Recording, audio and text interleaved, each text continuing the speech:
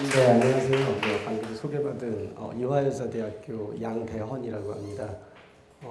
되게 좋은 자리에 초청해 주셔서 감사하고 여기 그 어린이들 많이 계신데 제가 이럴 줄 모르고 지금 와가지고 되게 좋습니다. 네, 아주 어린 친구들한테 이런 얘기를 하게 돼서 네, 그래서 좀 자꾸 연락하신 분이 계속 선생님이 쉽게 해달라고 계속 해주셔가지고 무슨 얘기인지 자꾸 그랬는데. 그래서 원래는 이제 이렇게 대학원생 대상으로 이제 이렇게 제 연구 결과를 이렇게 설명하는 그런 자료를 많이 만들었었거든요, 주로. 근데 이제 갑자기 이제 쉽게 하라고 하셔서 이제 한글화하고 뭐 좀 쉬운 쪽으로만 좀 하려고 노력을 했는데 생각보다 평균 연령이 더 낮아서 약간 걱정이 됩니다. 네. 그래도 한번 최대한 재밌게 우리 어린이들이 좀 관심을 가질 수 있게 한번 얘기 한번 해보겠습니다. 네. 제가 오늘 말씀드릴 내용은 숫자 세기 문제하고 인공지능이라는 주제인데요. 숫자 세기는 여러분이 다 아시잖아요. 이렇게 하나, 둘, 셋, 넷 이렇게 세는 거. 그거 다 아시죠? 네, 숫자 세는 거. 근데 저는 공부를 되게 많이 했잖아요. 박사까지 공부하고 그 다음에 연구도 지금 20년 넘게 하고 있거든요. 근데 되게 이상하실 거예요. 뭐 아직까지 뭘 숫자로 세나. 숫자 세는 게 제일 쉬운 것 같은데 곱하기도 아니고 복잡한 큰 수 더하기도 아니고 그냥 이렇게 하나하나 세는 건데 그게 뭐가 어려워서 연구를 하나 이렇게 되게 신기할 수도 있을 것 같아요. 그래서 제가 어디 가서 발표할 때도 제가 숫자 세기 한다고 하면 되게 신기해하세요. 뭐 숫자 셀 게 뭐가 연구할 게 있냐 뭐 이런 말씀들을 많이 하시는데 의외로 여기 되게 재밌는 것들이 많이 있습니다.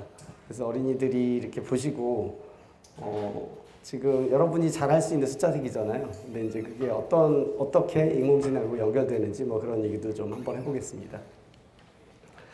일단 이거는 이제 제가 주로 지금 연구하고 있는 분야에 대한 요약인데 이제 어린이들이 좀 이해하기는 어려울 것 같아서 아주 간단하게만 설명을 드리면 지금 요즘에는 이제 컴퓨터를 가지고 옛날에는 그 계산하는 문제를 많이 풀었어요. 예전에는.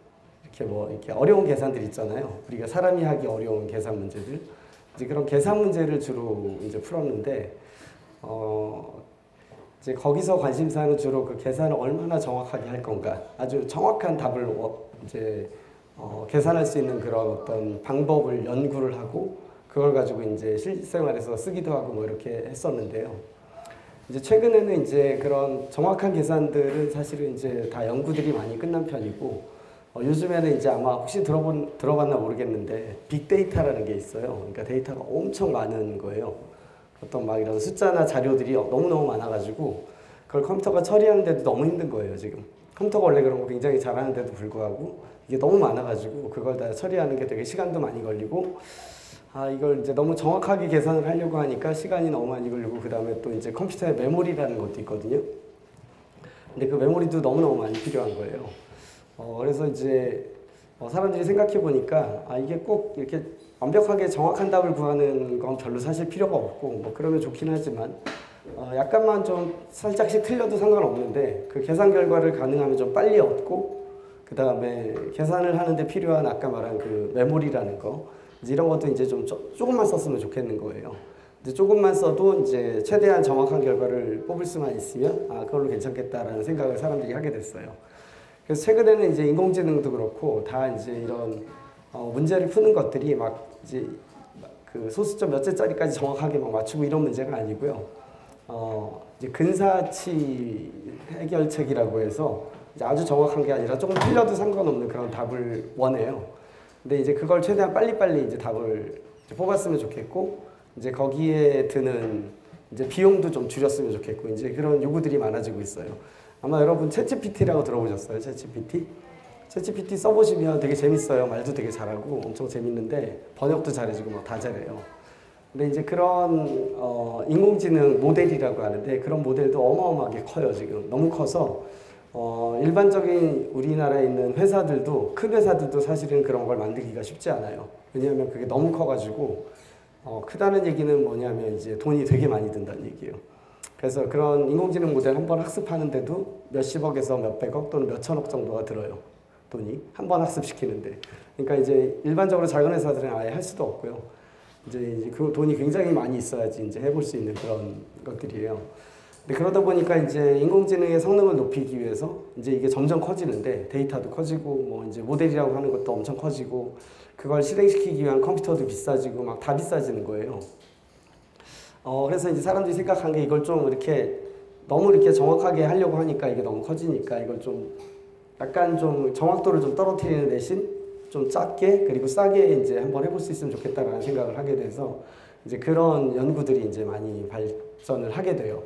근데 아직은 뭐 인공지능 쪽에 적용되지는 않고 이제 제가 관심 있는 분야가 이제 그쪽에 적용해보는 거거든요. 그래서 이제 지금 그 연구를 하고 있는데 여태까지는 이제 인공지능에까지 적용하지 못하고 이제 그 외에 이제 다른 문제들 좀 더 간단한 문제들을 푸는데 이런 것들을 적용하고 있어요.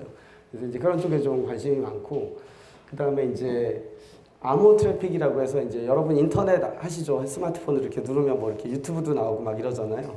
이제 그런 것들이 다 이제 저기 멀리에 있는 큰 컴퓨터에 저장되어 있는 그런 데이터들이 내 컴퓨터로 이렇게 전송이 돼서 내가 그걸 이렇게 재밌게 보는 거거든요.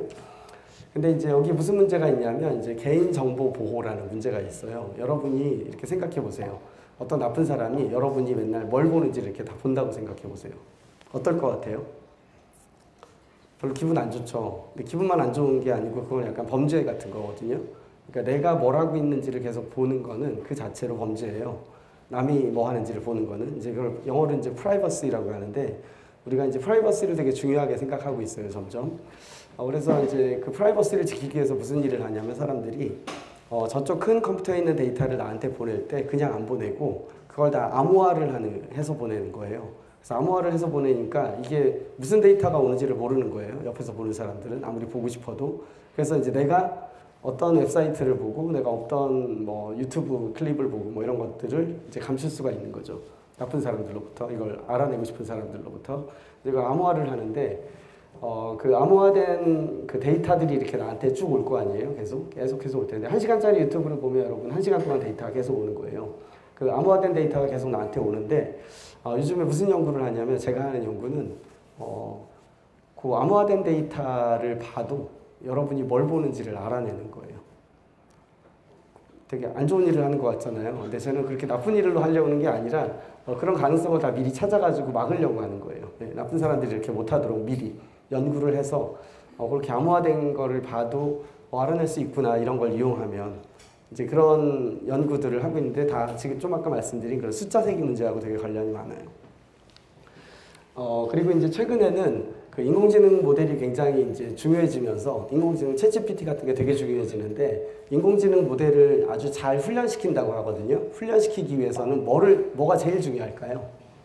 그 훈련시키기 위해 꼭 필요한 거. 이게 뭘까요? 오, 데이터, 빅데이터, 학습. 맞아요. 데이터가 필요한 거예요. 데이터가 있어야지 이 모델을 가르칠 수가 있거든요. 우리도 이제 어떤 데이터가 있어야지 사람도 배우잖아요. 똑같아요. 인공지능 모델도 뭔가 데이터가 있어야 이제 배울 수가 있는데 이제 문제가 그 데이터를 어디서 구하는가 하는 문제가 있어요.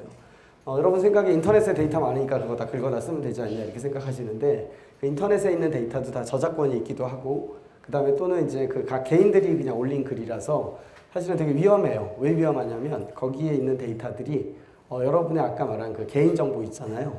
그런 것들이 거기 들어있을 확률이 되게 높아요. 그러니까 그걸로 막 학습을 시키잖아요, 모델을. 그럼 어떻게 될까, 나중에? 그럼 모델이 여러분의 개인정보를 다 알고 있는 거예요. 그래서 물어보잖아요. 그럼 막 나와요. 예를 들어서 지금 챗GPT 쓰잖아요.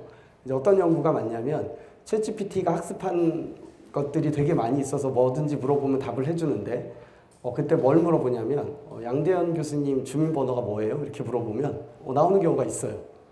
물론 지금 제 거 물어보면 안 나오지만 가끔씩 그런 게 나와요. 아니면 제 주소를 물어봐도 나오기도 하고 아니면 이 사람이 무슨 병에 걸렸었는지 물어보면 그게 나오기도 해요.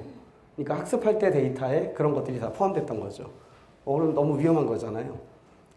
그냥 전 세계에 있는 사람들이 갑자기 누군지 모르는 사람의 그런 개인정보를 막 끄집어낼 수 있다는 거니까. 그러니까 되게 위험하거든요.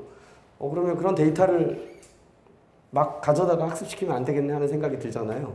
근데 문제가 약간 또 있죠. 그걸 막 가져다 못 쓰면 모델을 학습을 못 시키거든요. 그래서 이제 그런 문제들이 있어요.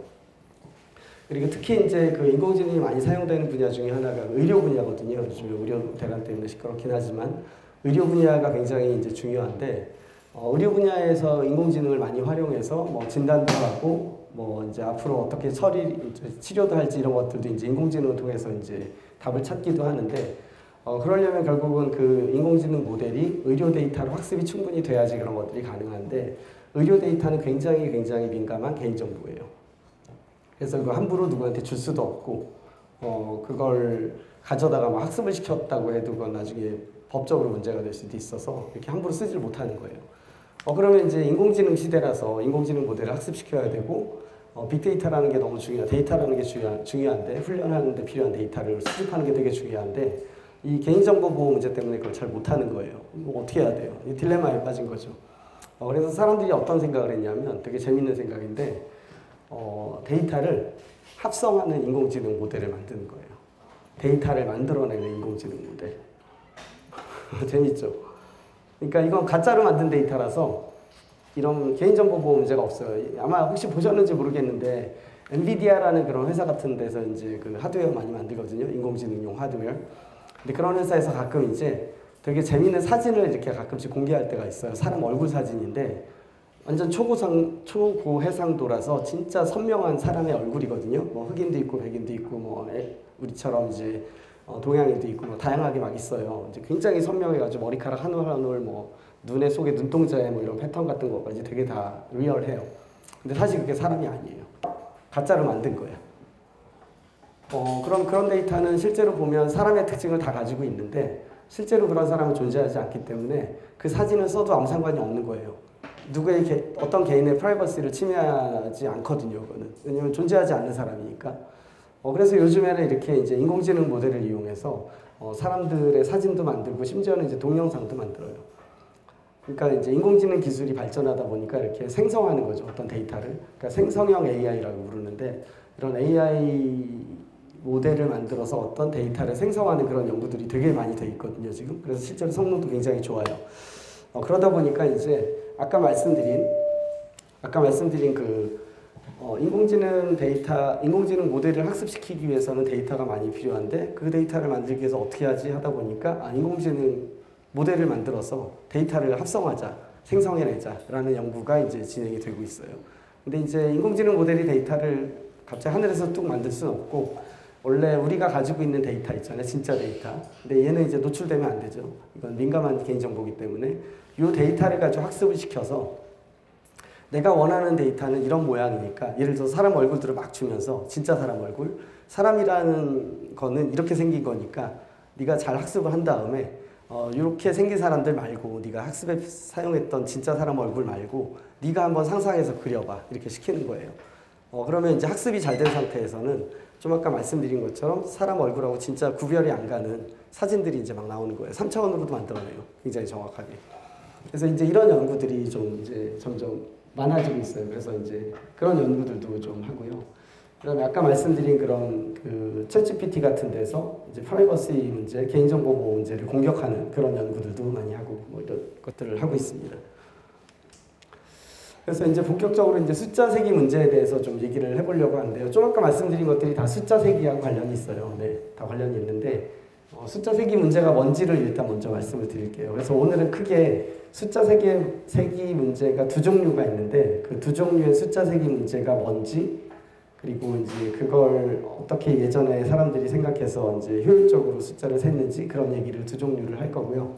그 다음에 이제 제가 했던 연구 중에 그 숫자 세기를 이용해서 인공지능 기술을 이용해서 뭔가 문제를 푼 게 있어요. 이제 그거를 소개를 해드리려고 해요. 네. 그래서 일단 숫자 세기 문제가 뭐냐 이제 이 얘기를 하려고 하는데 첫 번째는 약간 말이 어려울 수 있어서 제가 아주 간단하게 설명을 한번 드려볼게요. 여러분이 아직 초등학생들이라서 집합을 안 배웠을 것 같아가지고 저는 집합은 다 알 거라고 생각하고 이제 집합으로 설명을 하려고 했는데 그러니까 이제 여러분이 이제 집에 레고 블럭이 있잖아요. 그쵸? 레고 블럭. 네, 레고 블럭을 하죠. 레고 블럭. 레고 블럭이 집에 있는데, 레고 블럭이 이제, 레고 공장이에요. 그래서 레고 블럭이 어마어마하게 많아요. 되게 많은데, 모양도 다르고 색깔도 다르잖아요. 레고 블럭이. 그쵸? 네. 근데 이제 여기 이 회사를 운영하는 사장님은, 현재 레고 블럭이 몇 개가 있는지를 다 알고 싶은 거예요. 그러면 이제 전체 레고 블럭이 몇 개인지도 알고 싶지만, 구체적으로 좀 알고 싶을 수도 있잖아요. 예를 들어서 뭐 빨간색 레고 블록은 몇 개인지 아니면 빨간색인데 이렇게 니은자 레고 블록은 몇 개인지 뭐 이런 걸 다 알고 싶은 거예요.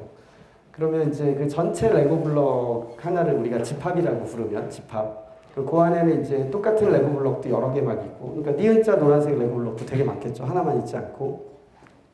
그 다음에 뭐 그 네모 모양 레고 블록도 빨간 것도 있고 파란 것도 있고 핑크색도 있고 막 되게 다양하게 되게 많을 거예요. 크기도 막 다 달라요. 이제 그런 것들이 이제 중복해서 많이 있는 거예요.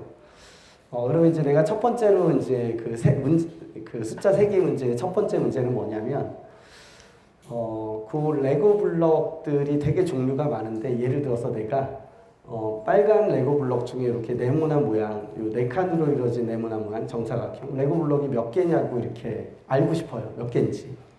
그럴 때 그걸 빠르게 대답할 수 있으면 좋아요. 근데 지금 레고 블록이 공장이니까 엄청 많을 거 아니에요. 막 수십억 개가 있을 수도 있어요. 아니면 수천억 개, 막 수조 개가 있을 수도 있거든요.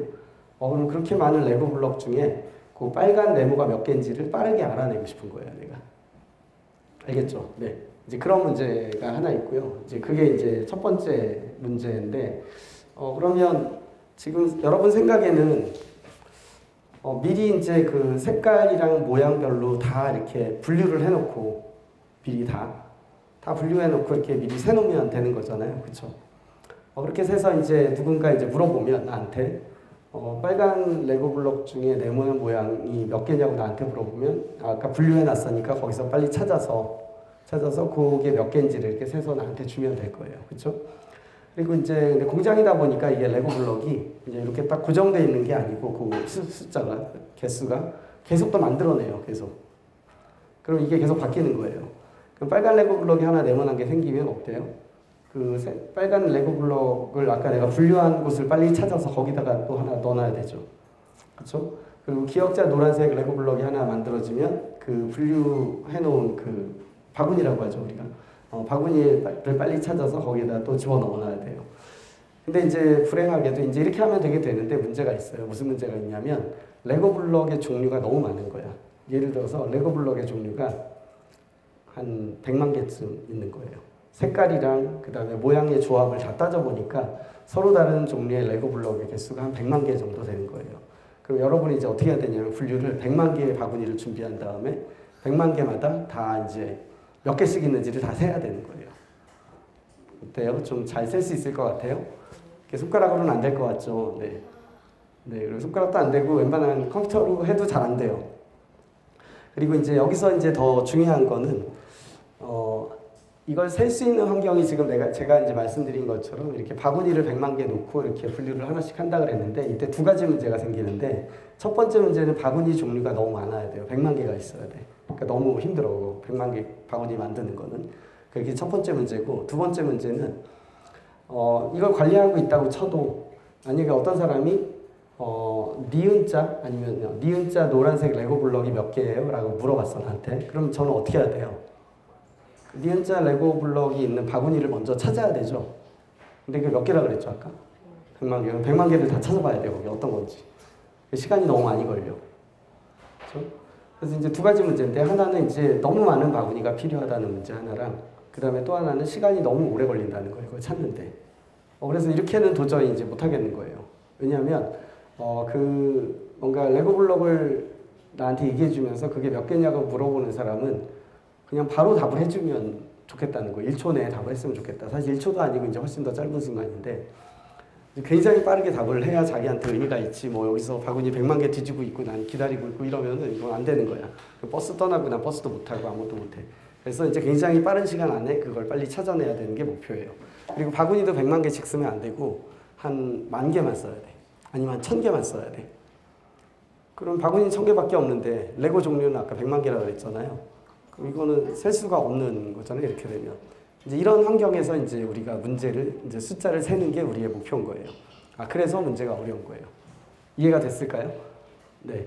그래서 이제 그런 세는 문제를 제가 푸는 거예요. 그러니까 아주 조그만 메모리 바구니들 개수만을 가지고 거기에다가 레고들을 잘 관리를 하는 거죠. 엄청 빠르게. 속도도 빠르고 바구니도 조금만 쓰면서. 그렇게 해야 이제 의미가 생기는 거예요. 네. 자, 이런 문제를 이제 푸는 거예요. 그래서 이제 여기 써 있는 것처럼 뭐 자원, 리소스가 자원인데 자원이 아까 바구니의 개수라든가 내가 기다릴 수 있는 시간을 자원이라고 하거든요. 그런 자원이 굉장히 제한적이에요. 조금밖에 없어. 나한테 바구니도 많이 안 주고 조금밖에 안 주고 그 다음에 시간도 조금밖에 안 줘. 그런 상태에서 제가 이 문제를 풀어야 되는 거예요. 근데 이제 반면에 이제 데이터 자체는 엄청 커요. 여기서 레고 블럭의 개수가 뭐 수십억 개 또는 수천억 개 막 이렇게 되는 거예요. 근데 수천억 개 레고를 세야 된다고 하면서 나한테 바구니는 1000개밖에 안 주면 이게 뭐 하자는 건지 이런 생각이 들 수 있잖아요. 근데 거기서도 우리가 뭘 할 수 있다는 거예요. 그러니까 여러분이 이렇게 생각하시기에 이건 말도 안 되고 이건 절대 안 돼 이렇게 생각하는 문제들이 있는데 그런 문제도 계속 들여다보면 이게 풀 수 있는 방법이 생겨요. 그래서 일찍 포기하지 말고 이렇게 계속 쳐다봐야 돼요. 그래서 이제 그러면 우리가 이제 레고를 세는 게 목표는 아닐 거 아니에요. 그렇죠? 레고를 세는 거는 레고 사장님은 관심이 많을 텐데 이제 저는 별로 관심이 없고요. 이제 보통 이제 이렇게 세는 문제를 이용해서 어디다 이제 적용을 해가지고 그 정보를 이용하냐고 하면 이제 예를 들어서 이제 그 네이버 같은 데 있잖아요. 우리나라에. 네이버에 보면 그 실시간 뭐 이렇게 검색 순위 이런 거 나오잖아요. 그거 다 뭘까요, 결국은? 네, 그 사람들이 검색한 키워드 있잖아요. 그걸 다 세는 거예요. 실시간으로 계속 세서 사람들이 많이 검색한 단어를 랭킹을 올리고 순위를 올리고 검색 안 한 걸 밑으로 내리고 이걸 실시간으로 계속 반복하는 거예요. 그러니까 결국 본질적으로 그냥 세는 문제죠. 그리고 혹시 이제 여러분 써봤는지 모르겠는데 구글 서비스 중에 트렌드라고 있거든요. 구글 트렌드. 이제 그거 한번 접속해서 한번 보세요. 거기 보시면 사람들이 검색한 빈도수에 따라서 빈도수가 아주 높은 키워드들 위주로 몇 개를 보여주는데 되게 재밌어요. 예를 들어서 뭐 대선 기간에 대통령 선거 기간에는 대통령 이름을 검색을 많이 할 거 아니에요. 그래서 더 많이 검색된 대통령이 실제로 당선이 되더라 뭐 이런 얘기도 있고 뭐 거꾸로도 있지만 그래서 여러 가지 그런 정보들을 볼 수가 있어요. 그리고 사람들이 요새 관심 있는 게 뭔가 이런 것도 분석해낼 수가 있는 거예요. 그래서 이제 이런 웹사이트의 단어라든가 SNS 단어 같은 것들을 셀 수 있는 거죠. 그리고 이제 네트워크에서 이제 제가 사실 세는 거는 이제 그런 것보다는 여러분이 이렇게 클릭하면 데이터가 막 그 저기 멀리 있는 컴퓨터로부터 이렇게 네트워크라는 걸 통해서 온다 그랬잖아요. 근데 그렇게 올 때 이제 데이터 덩어리가 하나가 오는 게 아니고 그걸 이제 효율적으로 좀 전달하기 위해서 이렇게 조그만 단위로 쪼개가지고 보내거든요. 여러 개로. 여러 개로 쪼개가지고 계속 보내요. 그럼 그 쪼개놓은 조그만 단위를 우리는 패킷이라고 부르는데 그 패킷을 세는 일을 주로 많이 해요. 제가 네트워크에서.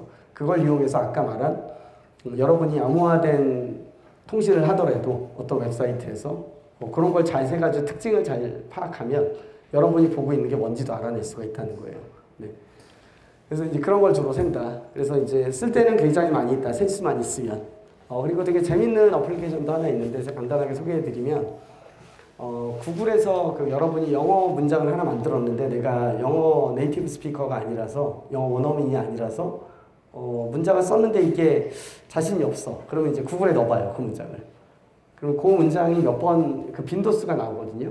그거하고 비슷한 문장들의 빈도수가 나오는데 제일 높은 게 문법적으로도 잘 맞고 사람들이 쓴 거예요. 그러니까 사실은 이 빈도수만 잘 셀 수 있어도 문법 교정도 할 수 있고 자연스러운 영어로 바꿀 수도 있는 거예요. 그 얘기는. 사실 인공지능이라는 게 이제 이런 원리예요. 기본적으로는. 각각이 가지는 나타날 수 있는 그런 확률이라고 하는데 가능성을 다 계산한 다음에 미리 그걸 가지고 뭔가 이제 데이터가 들어왔을 때 그거하고 가장 확률이 높은 애를 만들어주는 그런 형태거든요. 그래서 본질적으로 인공지능도 다 거기 안에는 이 세기 문제하고 동떨어질 수가 없다는 거죠. 확률이라는 게 기본적으로 세기이기 때문에.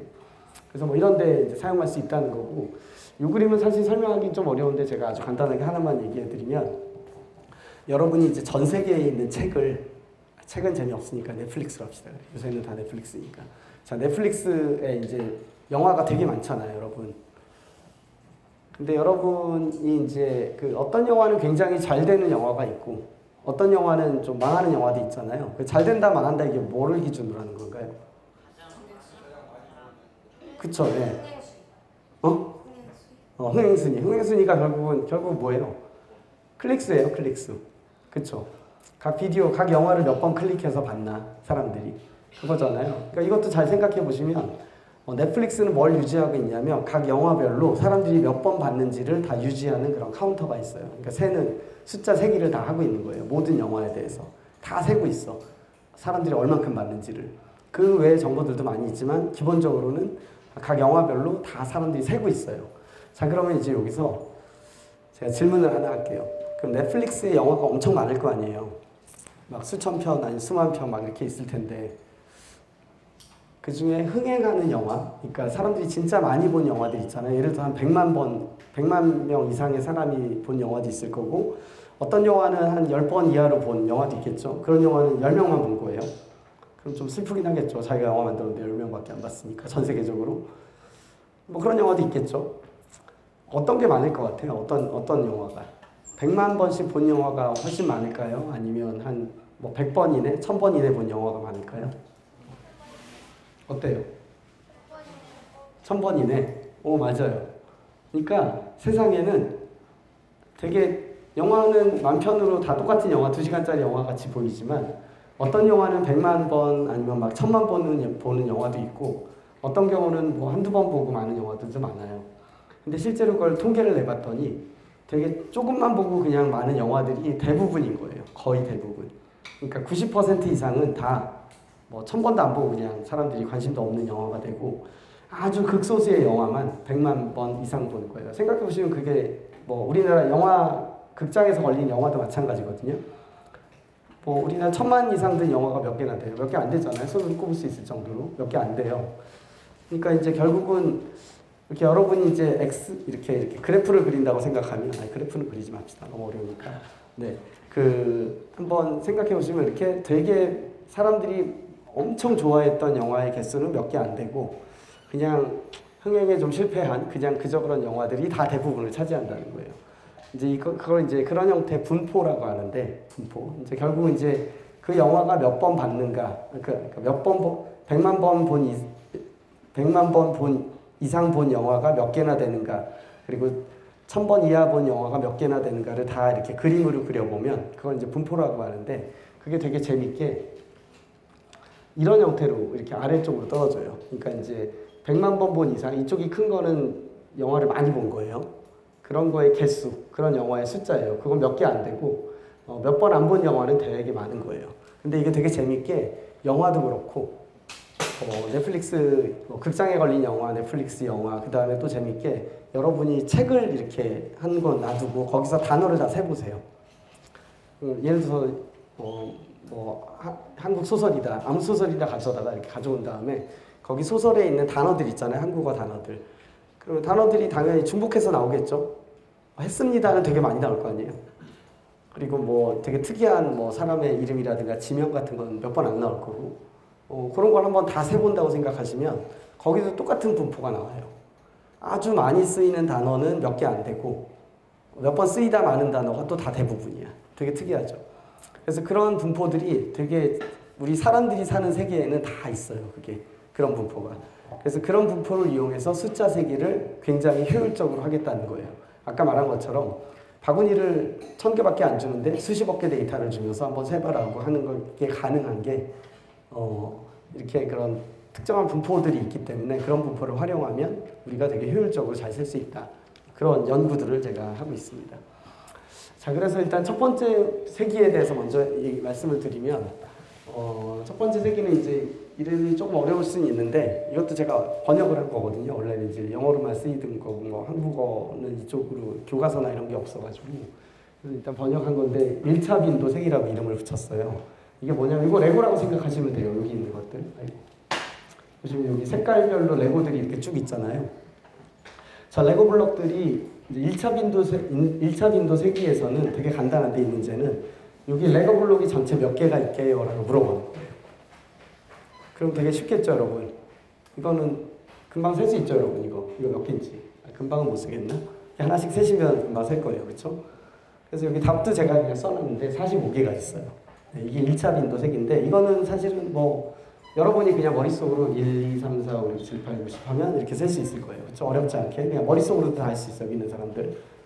100가지만 셀 수 있으면 다 할 수 있는 문제예요. 그렇죠? 네. 이 문제는 이제 되게 쉬워요. 이 문제는 컴퓨터한테도 쉽고 사람한테도 쉽고 뭐 다 쉬워요. 아주 쉬운 문제야. 그러니까 이거는 사실 바구니가 별로 필요 없고, 바구니라고 치면 하나만 있으면 되는 거죠. 다 담으면서 세면 되니까. 그렇죠? 그리고 빠르게 답도 할 수 있고, 왜냐면 찾을 기호가 하나밖에 없으니까요. 그렇죠? 네. 근데 이제 문제를 약간 어렵게 만들어서 여기 보시면 색깔들이 있잖아요. 그래서 이제는 이제 2차 빈도 세기 문제로 이제 바꿨어요. 이제 똑같은 레고 블록들의 조합인데 이렇게 주어져 있는데, 이제는 제가 물어보는 게, 저 레고 블록이 보니까 색깔이 있잖아요. 그래서 색깔별로 몇 개가 있니? 라고 물어볼 거예요. 그럼 아까처럼 그냥 이렇게 쭉 세기만 해서는 안 되는 거죠. 이제는 어떻게 해야 돼요?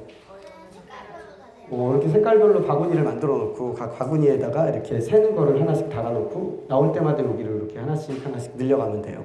원래 여기 처음 시작할 때는 0으로 다 이렇게 만들어 놓고 이제 색깔 하나 들어올 때마다 여기서 찾아서 거기를 하나 1 증가시켜주고 다음 레고 같으니까 또 똑같은 색이니까 2라고 쓰고 이건 노란 거니까 노란 거 찾아다가 1이라고 쓰고 이런 식으로 계속 반복하면 이제 여러분이 원하는 문제를 풀 수가 있어요. 기본적으로 2차 빈도 세기라는 문제가 되게 중요한 문제예요. 2차 빈도 세기 문제가. 근데 그러면 여러분 생각에는 그렇게 바구니 만들어 놓고 각각 이렇게 셀 수 있는 거 하나씩만 다뤄 놓으면 되니까 뭐 별로 컴퓨터는 이런 거 잘하잖아요. 되게 잘하거든요. 컴퓨터가. 그리고 뭐 이거 이까짓 거 좀 컴퓨터는 메모리도 많으니까 크게 만들어서 하면 되지 않냐 이렇게 생각하실 수 있는데 문제가 여기는 지금 레고 블럭의 종류가 몇 가지예요? 5가지밖에 없잖아요. 그래서 바구니 5개만 있으면 되는데 아까 말한 것처럼 이제는 레고 블럭의 종류가 이제 5개가 아니고 한 500만 개쯤 돼요. 그럼 이제 테이블을 500만 개짜리를 만들어야 되겠죠? 이런 테이블을. 그리고 500만 개에서 빨리 찾아야 돼요. 또 찾는 것도 어렵고 500만 개 테이블을 유지하는 것도 되게 어려운 일이에요. 컴퓨터한테도. 그게 이제 그러니까 특정한 환경에서는 그게 아주 쉬운 일인데 보통 우리가 관심 있는 그런 환경들에서는 이런 문제가 중요한 환경에서는 저렇게 많이 쓸 수가 없어요. 메모리를 저렇게 많이 쓸 수도 없고 시간을 저렇게 많이 쓸 수도 없어요. 그래서 이게 2차 빈도 세기 문제예요. 그래서 문제는 되게 쉽죠. 문제는 되게 쉬운데 이제 풀기가 어려운 거죠. 네. 이렇게 푸는 건 되게 아주 간단한 방법이고 이제 이게 이제 잘 동작하지 않으니까 이제 연구가 시작되는 거예요. 그래서 이제 색깔이 진짜 많으면 어떻게 될까? 색깔이 많으면 이제 저런 방법으로 이제 못 센다는 거죠. 다른 방법을 우리가 가져와야 돼요.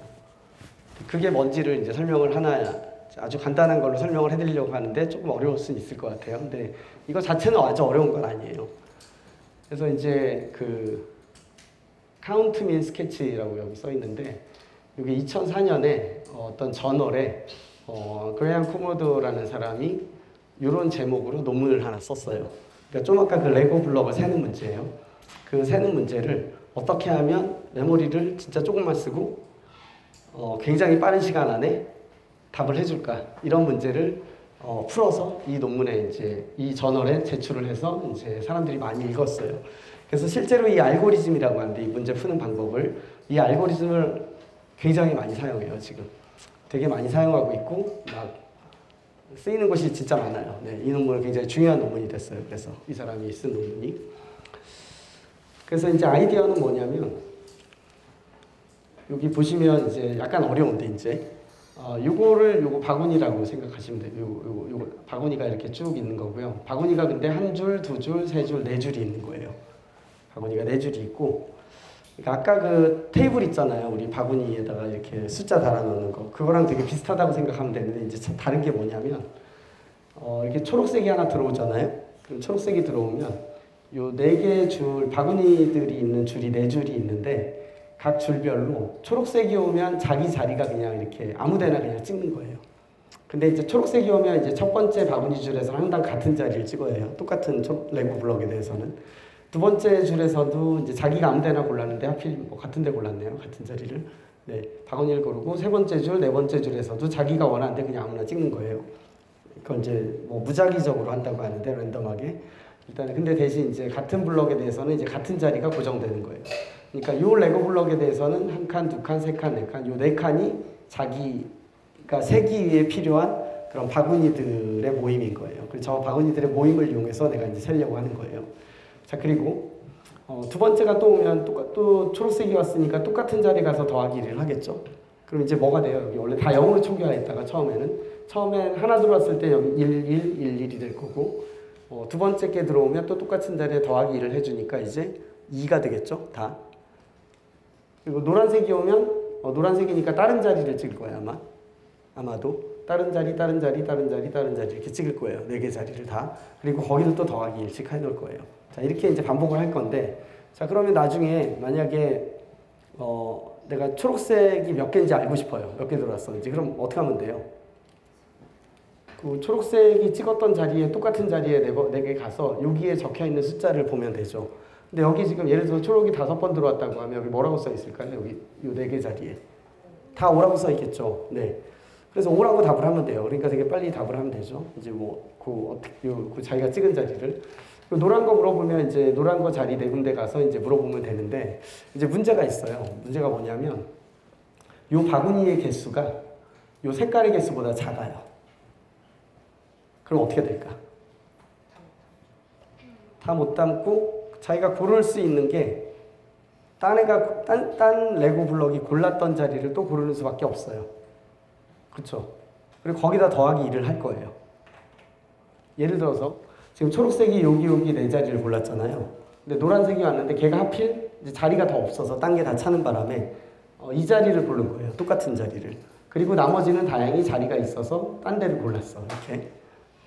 자, 그러면 노란색이 몇 개인지 알아보려고 그 자리에 가봤더니 여기에 있는 값이랑 여기 있는 값들이 다를 거예요, 아마. 예를 들어서 여기는 6이라고 써있고 여기는 5라고 써있어. 그럼 어떻게 해야 돼요, 답을? 작은 거. 네. 그래서 카운트 민이라고 부르는 이유가 그 4개 바구니 중에 제일 작은 걸 골라서 답을 하겠다라는 거예요. 근데 작은 걸 고르면 좋은 이유가 왜 그래요? 왜 작은 거라고 선택하셨어요? 다른 색깔과 중복되는 게 다 배제된 거죠. 그쵸. 예. 근데 이제 완전히 배제됐다라고 확신할 수는 없어요. 그것도 딴 색깔하고 중복이 됐을 수 있기 때문에 그래도 다른 애하고 이렇게 충돌이라고 하는데 충돌이 아마도 덜 났을 거라고 생각하고 그 4개의 바구니 중에 제일 작은 걸로 답을 하는 스킴이 이 카운트맨 스케치라는 거예요. 되게 간단하죠. 네. 근데 이거 이제 수학적으로 다 증명을 해요. 이게 얼마만큼 에러 바운드 안에 들어가는지 틀리더라도 요만큼 안에는 반드시 이제 더 이상은 안 틀린다 뭐 그런 걸 증명을 해요. 요거를 이제 몇으로 설정하고 세로를 몇으로 설정했을 때 이제 그게 어떻다라는 걸 수학적으로 다 증명을 해서 이제 잘 정리가 돼 있어요, 지금. 그래서 이런 걸 이용하면 이제 세는 문제를 풀긴 푸는데 답이 정확하지 않을 수는 있어요. 그래서 틀리기도 해요. 근데 틀리더라도 되게 많이 틀리진 않아요. 그러니까 정답이 예를 들어서 110만이다라고 하면 여기서 이제 추정하는 이제 추정치는 110만보다 약간 커지긴 하지만 뭐 그게 200만이 되거나 300만이 되거나 그러진 않아요. 예를 들어서 110만, 1000 뭐 이 정도 나올 수 있어요. 근데 그거보다 너무 틀리진 않는다는 거죠. 알겠죠? 네, 그래서 이제 그리고 이제 중요한 거는 사실은 이제 이런 카운팅 문제에서 이런 세는 문제에서 아까 우리 영화 문제 있잖아요. 거기서 우리가 관심 있는 영화는 어떤 거예요?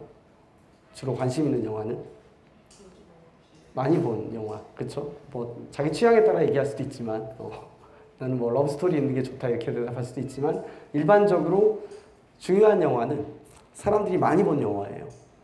그래서 값이 되게 큰 애들이 중요해요. 근데 이렇게 만들잖아요. 그럼 값이 큰 애들은 굉장히 정확하게 다 잘 맞춰요. 작은 애들은 약간 좀 틀리기도 하지만 값이 큰 애들은 에러가 별로 크지 않게 잘 추정을 할 수가 있어요. 그래서 이 바구니의 숫자가 이 바구니 개수가 이 색깔의 숫자보다 훨씬 작아도 그래도 잘 센다는 거죠. 그래서 에러가 조금 있지만 그러니까 오류가 약간씩은 있지만 그러니까 결국은 이제 세야 되는 대상이 한 100만 개인데 바구니는 10만 개만 줘도 어느 정도 잘 센다는 거예요. 네. 그래서 오류가 있을 수 있지만 이게 이제 이런 걸 이제 데이터 스케치라고 불러요. 스케치. 데이터 스케치. 데이터를 우리 스케치 뭔지 알잖아요. 사진하고 다른 게 뭐예요? 스케치는 그리는 게 있고 또 결정적인 차이가 있는데 사진하고 스케치는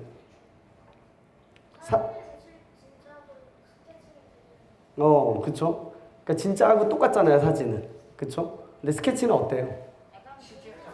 사람하고 똑같지는 않아요. 그쵸? 그냥 약간 좀 비슷하게만 나오는 거죠. 그래서 이걸 데이터 스케치라고 불러요. 그러니까 데이터가 원래 있는 데이터하고 똑같이 그리지는 못하지만 그게 뭔지는 알아볼 수 있을 정도의 정확도로는 그린다 라고 해서 데이터 스케치라고 불러요. 그래서 이런 데이터 스케치를 이용한 이런 숫자 세기 문제들에 대한 연구가 한 1960년대, 70년대부터 했었어요. 그러니까 벌써 이제 아직 100년은 아닌데 거의 뭐 60년, 70년 정도 다 돼가지고 벌써. 그러니까 그동안 연구들을 뭐 수학자들도 연구하고 뭐 컴퓨터 하는 사람들도 연구를 많이 해서 되게 많은 연구들이 이루어졌어요. 근데 여전히 계속 이제 연구할 것들이 계속 나오고 있고요. 응용 분야도 많이 넓어지고 있습니다.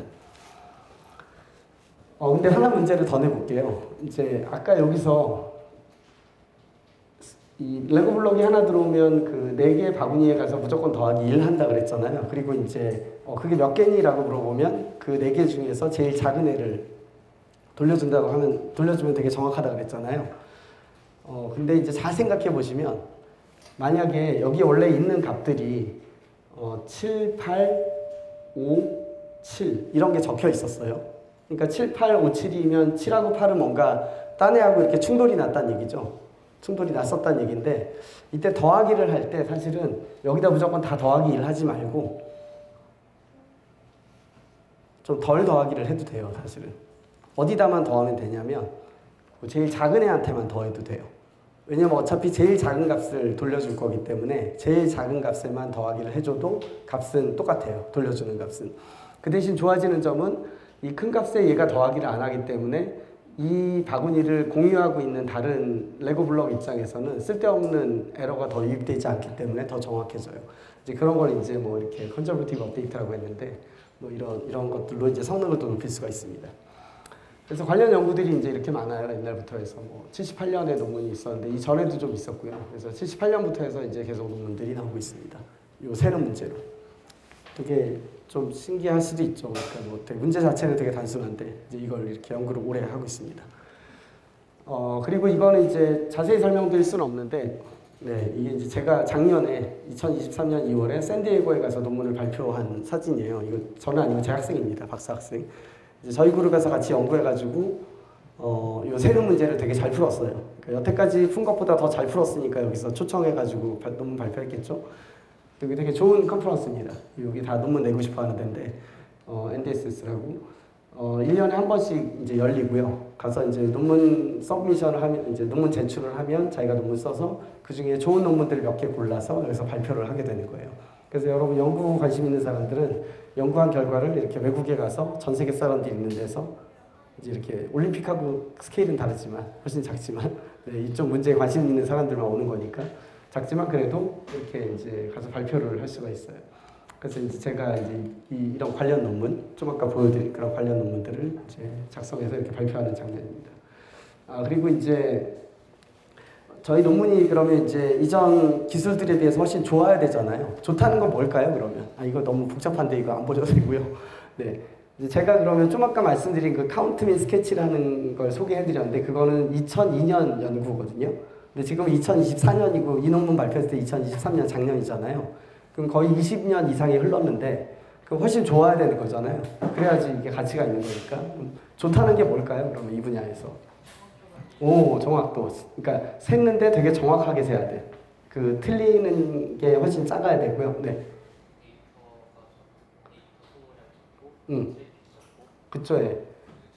네. 그러니까 자원을 적게 써야 되는 거예요. 그쵸? 자원을 여기서 말하면 아까 말한 것처럼 그 사용하는 메모리, 바구니의 개수 조금 쓰고 그 다음에 찾는데 걸리는 시간도 훨씬 빨라야 되고 그 두 가지를 만족하는 거예요, 이게. 그래서 딴 거는 좀 제가 설명드리긴 좀 그렇고 시간도 좀 그래서 요 그림만 요거 하나 보시면 요 X축이 뭐냐면 진짜 값이에요. 그 레고 블럭이 각각 가지고 있는 녀석의 진짜 값들이고요. Y축은 이 알고리즘이 추정한 값이에요. 그럼 100% 정확하면 실제 값이랑 추정한 값이랑 완전히 똑같아야 되죠.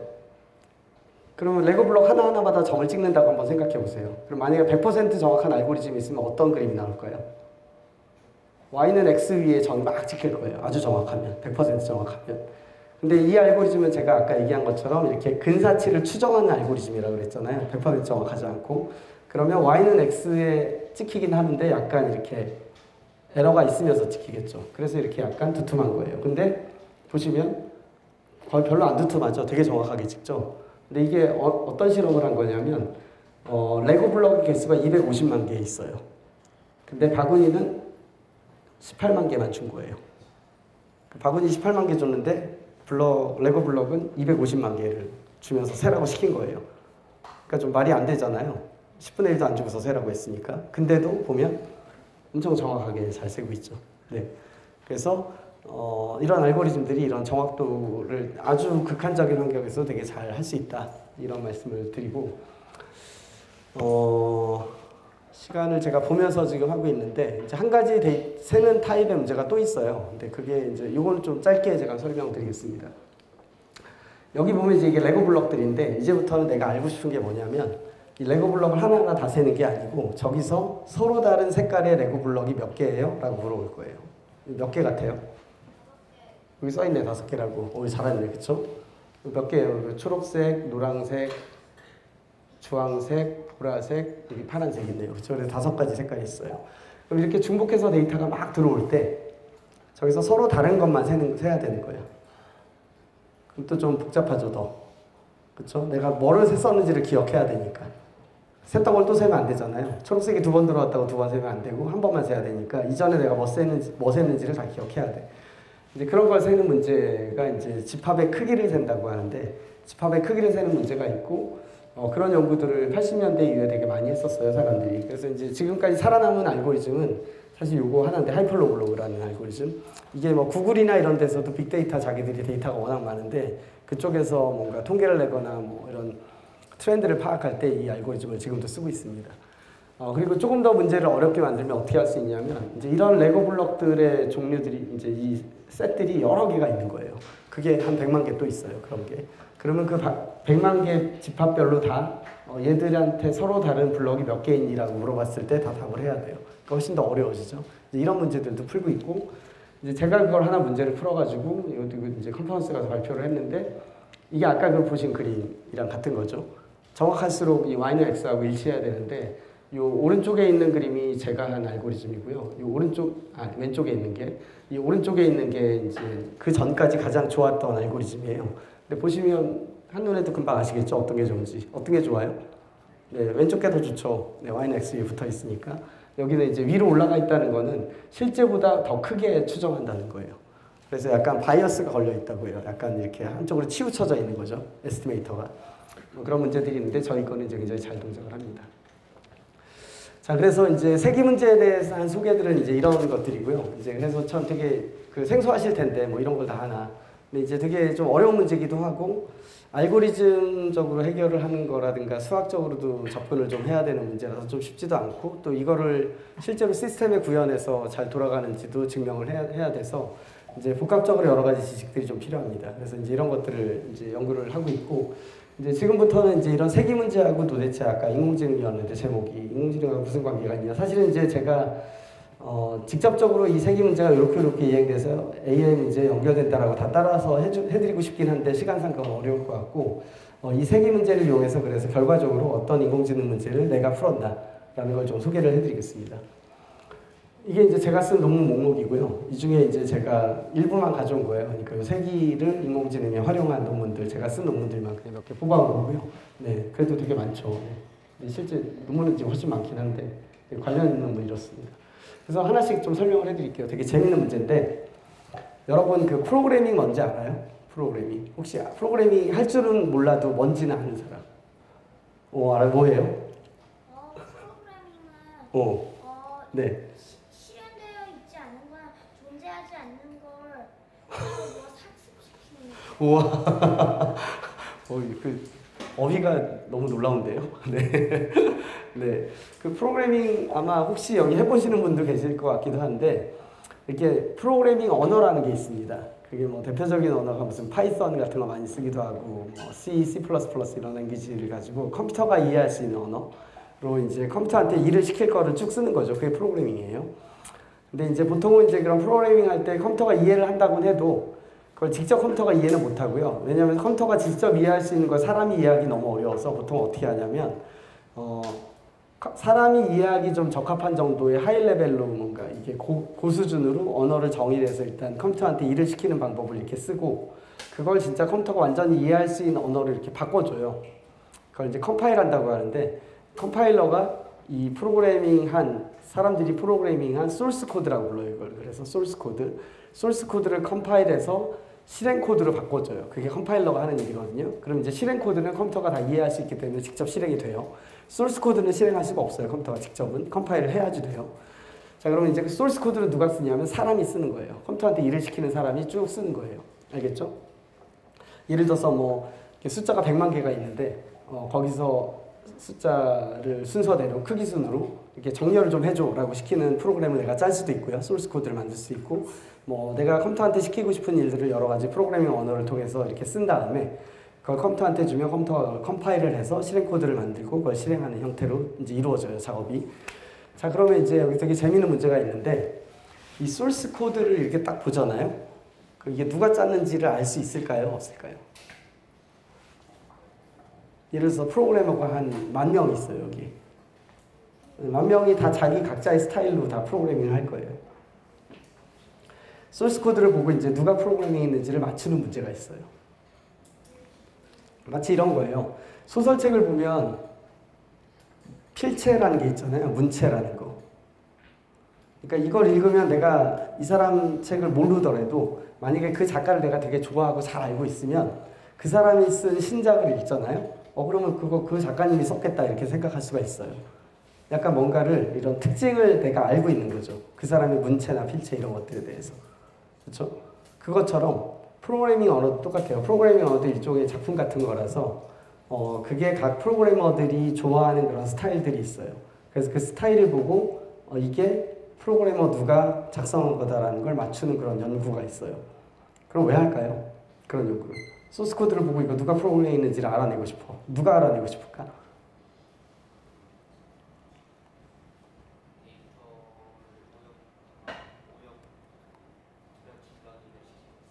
네.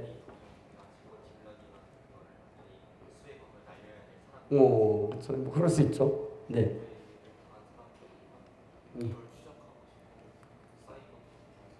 네. 근데 되게 정확해요. 그러니까 뭐냐면 첫 번째는 회사에서 어떤 사람이 일을 하다가 나갔어. 딴 회사로. 근데 이거 보니까 아무래도 우리 회사에서 뭔가 했던 걸 가져간 것 같아요. 근데 코드 누가 썼는지 당연히 안 알려주죠. 근데 코드가 있는데, 근데 그걸 보고 이제 찾는 거죠. 누가 했는지. 아니면 여러 가지 프로그램들을 요즘에 작성하고 있는데 가끔 이런 경우도 있어요. 이제 이런 검열 있잖아요. 센서십이라고 하는데 검열. 정부가 주로 검열을 하죠, 주로. 검열을 피해서 프로그래밍을 하는 사람들이 있어요, 또. 왜냐면 그 프로그램은 정부의 정책에 반하는 그런 일을 하는 그런 프로그램이 있을 수 있잖아요. 근데 그런 프로그래밍을 하는 사람들은 정부가 자기가 했다라는 걸 아는 걸 원하지 않잖아요. 그래서 그냥 익명으로 그냥 올려요. GitHub 같은 오픈소스 올리는 데다가. 근데 정부 입장에서 어때요? 이거 내가 마음에 안 드는데 이거 누군지 찾아야겠어. 이러고 싶은 거예요. 그러면 그 코드를 보고서 이게 누가 했는지를 찾고 싶은 거예요. 그래서 그런 욕구들이 있어요. 그리고 예를 들어서 학교에서 숙제 내주잖아요. 이제 대학에 있으니까 대학에서 프로그래밍 숙제 내주는데 가끔은 이제 자기가 한 게 아니고 옆에 친구 거 카피에다가 쓰는 경우도 있잖아요. 뭐 조금만 바꿔가지고. 그럴 때도 이게 진짜 이 사람 건지를 확인해야 될 때도 있어요. 그렇죠? 그래서 여러 가지 이제 이런 그 요구들이 있어요. 이 프로그래밍을 코드, 소스 코드를 봤을 때 누가 프로그램 했는지를 알아내는 그런 문제. 그게 이제 되게 예전부터 했었는데 이런 연구들을 되게 오랫동안 했었는데 뭐 이게 다 그런 연구들의 결과예요. 근데 보시면 이제 이 프로그래밍 언어의 종류들이고요. 이 사람들이 했던 그리고 이게 이제 정확도를 보여주고 있는 거고요. 그리고 거기 사용된 테크닉을 보여주는 건데 여기 좀 눈여겨보실 게 여기 이제 number of authors 이게 뭐냐 프로그래머의 수예요. 그러니까 초기 연구에서는 프로그래머 2명을 놓고서 이 둘 중에 누가 프로그래밍 했는지를 맞추는 그런 걸 했었어요. 그래서 정확도가 한 88% 정도였고요. 2명에 대해서 별로 안 좋죠. 그래도 둘 중에 하나는 꽤 높은 확률로 맞추는 거예요. 근데 연구가 좀 발전하면서 이제 7명으로 했다 8명, 10명 하다가 이제 쭉 늘어나죠. 근데 그러다가 어느 순간에 확 늘어나요. 어디에요 보니까 1,600명. 이게 이제 칼리스칸 이슬람이라고 아마 CMU 카네기 멜론에 있는 분들이 이제 하신 건데 그분들이 이제 여태까지 이렇게 지지부진하다가 갑자기 1,600명으로 확 늘렸어. 그러니까 1,600명의 프로그래머들이 있고 그 사람들이 프로그래밍한 소스 코드가 있는데 아무거나 줘도 그 중에 1,600명 중에 누가 했는지를 되게 정확하게 맞추는 거예요. 어느 정도냐면 92.8% 확률로 맞추는 거예요, 정확도로. 근데 랭귀지는 이제 C++로 국한됐고요. 근데 저희 팀이 한 게 이제 뭐냐면 여기 8,900명. 거의 10,000명에 육박하는 사람들을 다 정확하게 분류해내요. 정확도도 훨씬 높고요. 그 다음에 여기 이제 되게 다양한 더 많은 특징들이 있어요. 되게 재밌게. 코드를 복잡하게 막 섞어도 다 찾아내고 얘가 어마어마하게 성능이 좋더라고요. 저희들도 놀랐는데 해보니까. 그래서 이제 처음에 한 거는 이제 한 명의 프로그래머가 혼자서 프로그램을 짰을 때 그게 누가 프로그래밍 했는지를 맞추는 연구에서 시작을 했고, 이제 그 다음에는 이제 어떻게 했냐면 여러 명의 프로그래머가 이제 하나의 파일을 만들 때도 있거든요. 이제 소스 코드 하나를 한 명이 만드는 게 아니고 첫 번째 줄은 A가 만들고 두 번째 줄은 B가 만들고 이런 식으로 만들 수 있거든요. 물론 뭐 한 줄씩 쓰진 않지만, 근데 이제 저희가 한 거는 이제 이렇게 여러 명이 했을 때도 각 라인 바이 라인으로 누가 프로그래밍했는지를 다 맞추는 거예요. 되게 신기하죠. 그러니까 소설로 보면 여러 명이 소설을 집필했는데 몇 페이지부터 몇 페이지까지는 A라는 작가가 있고 그 다음 줄은 B 작가가 하고 그 다음 두 줄은 C 작가가 하고 이걸 다 맞췄다는 거예요. 네. 근데 그게 굉장히 높은 확률로 맞춰요. 네. 그런 연구도 있고요. 또 하나는 재미있는 거는 이제 랜섬웨어라고 혹시 들어보셨어요? 랜섬웨어 아는 사람? 랜섬웨어 들어본 사람? 혹시 걸려본 사람 있으세요? 걸려본 사람? 걸려보셨네. 어떻게 되셨어요, 결과가? 다 날라갔고 복구 못 하셨어요? 아, 키를 주셨구나. 아, 그때까지 가지고 계셨어요? 그 암호화된 걸? 네, 다행이네요. 네. 그러니까 랜섬웨어가 뭐냐면 내가 컴퓨터가 있잖아요. 근데 이제 뭔가 바이러스 같은 게 들어와가지고 그 바이러스가 나쁜 짓을 하는데 무슨 나쁜 짓을 하냐면 나한테 중요해 보이는 파일들을 다 암호화해버려요. 그래갖고 키를 지워. 그러면 저는 제 컴퓨터에는 뭐만 있어요? 데이터는 있긴 있는데 암호화된 형태로만 있고 내가 볼 수가 없는 거예요. 내가 되게 중요한 문서를 썼다고 생각해 보세요. 프로젝트를 했는데 엄청 큰 프로젝트고 뭐 설계도 같은 게 막 들어있는데 그게 암호화돼 있어. 근데 열 수가 없는 거예요, 제가. 근데 좀 이따 메일이 와요. 무슨 메일이 오게요? 암호키 줄 테니까 돈 내놔라. 돈 주면 암호키 줄게. 이런 메일이 와요. 근데 요즘에는 돈을 은행으로 송금하면 다 추적이 되잖아요. 그래서 어떻게 해달라고 그럴까요? 외국 계좌. 외국 계좌도 괜찮은데 코인, 비트코인 같은 걸로 달라고 그래요. 이더리움이나. 추적이 잘 안 되니까. 그것도 추적을 하려면 할 수는 있는데 좀 까다로워요. 그래서 이런 암호화폐로 달라고 하는 거예요. 그러니까 이제 이 사람들이 이제 너무 중요한 데이터면 진짜 돈 주고라도 받아야 되고 뭐 이런 상황인데, 자, 그때 메일이 왔을 때 여러분 같으면 어떻게 하시겠어요? 돈 주고 키를 받을래요? 아니면 신고? 신고하면 하여간 여러분의 데이터는 없어요. 신고는 하셔야 돼요, 일단. 네, 신고하는 건 맞는데 돈을 주고 데이터를 살릴까요? 아니면 중요도에 따라 다르겠죠. 그게 정답인 것 같아요. 그러면 여러분 이제 이렇게 질문할게요. 그럼 중요한 거라서 내가 이거 중요한 데이터예요. 왜 꼭 살리고 싶어? 그래 돈을 주면 어떻게 될까? 안 줄 수도 있어요. 돈을 주면 키를 준다 그랬잖아요. 근데 돈을 보내잖아요. 키를 안 줘요. 주긴 주는데 이상한 키가 돼서 자기들도 모르는 거예요. 그러니까 관리를 잘 못해가지고 그 컴퓨터에 어떤 키가 있는지를 관리를 잘 해야지 그게 정확하게 줄 거 아니에요. 그러니까 본인들 하도 많으니까 이게 전 세계 대상으로 뿌리는 거니까 이게 어떤 게 어떤 건지 자기들도 모르는 거예요. 그래서 이제 가끔씩은 주긴 주는데 그걸로 안 열릴 때가 있어. 그럼 이제 망하는 거죠, 서로. 그 사람은 돈 먹고 튀는 거고 이제 나는 이제 복구 못 하는 거고 이제 뭐 이런 경우도 있다 그러더라고요. 네. 자, 아무튼 이게 랜섬웨어인데 제가 한 것 중에 하나가 그 랜섬웨어 탐지를 이렇게 숫자 세기 문제로 바꿔서 한 일이 있었어요. 근데 이 웍은 되게 잘 돼서 영국에 있는 그 기술 신문이 있거든요. 더 레지스터라고 되게 유명한 신문이더라고요. 그때까지 몰랐는데 더 레지스터라는 데서 기자가 연락을 했어요. 저한테 인터뷰를 하자고. 그래서 인터뷰를 한 적이 있어요. 이 논문 때문에. 거기서 기자들이 그런 그 테크니컬한 그 논문들도 다 읽더라고요. 되게 신기하게 리서치 페이퍼를 다 읽더라고요. 그래서 이제 그거 가지고 이제 인터뷰를 했었는데 여기서도 이제 랜섬웨어를 탐지하는 거 이제 그에 대한 연구를 그때 했었는데 뭐 이런 거예요. 아이디어는 생각해 보시면 랜섬웨어 제작자는 여러분의 파일을 암호화하는 게 목표잖아요. 그래서 복구를 못하게 하는 게 목표죠. 근데 이제 파일 시스템에는 이렇게 파일이 컴퓨터한테 저장될 때는 이렇게 암호화한 데이터, 그러니까 원래 데이터가 있던 자리가 있고 또 암호화한 데이터가 있던 자리가 원래 달라요. 그러니까 이걸 지우긴 지우죠. 근데 지운다는 게 그냥 마킹만 하기 때문에 일반적으로 이게 지워지진 않아요. 그래서 복구를 할 수가 있어, 원래. 암호화를 한다고 해도. 그래서 랜섬웨어 제작자들이 반드시 해야 되는 게 있는데 그게 뭘까요? 원래 데이터를 확실하게 지워야 돼. 원래 데이터를. 지웠다고 표시만 하면 안 되고 보통 이제 운영체제라고 하는 컴퓨터 소프트웨어에서는 지우라는 동작을 하면 그 시간이 많이 걸리기 때문에 굳이 그걸 다 지우지 않거든요. 그냥 우리 고블럭은 지워졌으니까 이제 딴 애들이 써도 돼 이렇게 얘기하는 형태로 놔두는데 랜섬웨어 제작자는 반드시 이걸 없애야 돼요. 그렇죠? 없애야지 자기가 돈을 버니까. 그래서 원래 그 데이터가 차지하고 있던 그 자리를 다 지워서 없애야 돼요. 그러면 자기가 읽었던 자리에 다시 뭔가 가비지 데이터, 쓰레기 데이터를 거기다 다 덮었어야 돼요. 그러니까 이제 덮어쓰기 동작이 반드시 있을 수밖에 없어요. 랜섬웨어는 기본적으로. 그걸 안 하고서는 자기들이 돈을 못 벌어요. 그러니까 그 덮어쓰기 동작을 이제 카운팅을 해가지고 그 덮어쓰기 동작의 랜섬웨어 패턴을 찾는 거예요. 그 비헤이비어가 되게 특이하거든요. 랜섬웨어는. 되게 다양한 랜섬웨어가 있지만 그래서 그걸 가지고 이제 랜섬웨어를 탐지하고 이제 탐지했을 때 랜섬웨어 죽이고 뭐 다시 복구해내고 뭐 이런 업을 제가 했었습니다. 그리고 이제 뭐 대표적으로는 사실 네트워크 쪽에서는 이제 도스나 디도스 공격을 들어보셨을 거예요. 이렇게 서버가 있는데 서버에다가 데이터를 막 너무 많이 보내가지고 일반적인 사람들도 서비스 받지 못하도록 이렇게 힘들게 하는 이제 그런 공격을 도스 그리고 이제 아주 여러 군데서 동시에 공격하는 거를 디도스라고 하는데 분산 도스 공격. 그런 걸 탐지할 때도 이런 세기 문제가 굉장히 중요합니다. 그래서 이런 카운팅 문제가, 세기 문제가 아주 여러 군데서 특히 이제 저는 보안 쪽에 관심이 많아서 이제 보안 쪽이랑 인공지능, AI 쪽에 관심이 많아서 이제 그쪽에 대한 연구를 주로 하고 있습니다.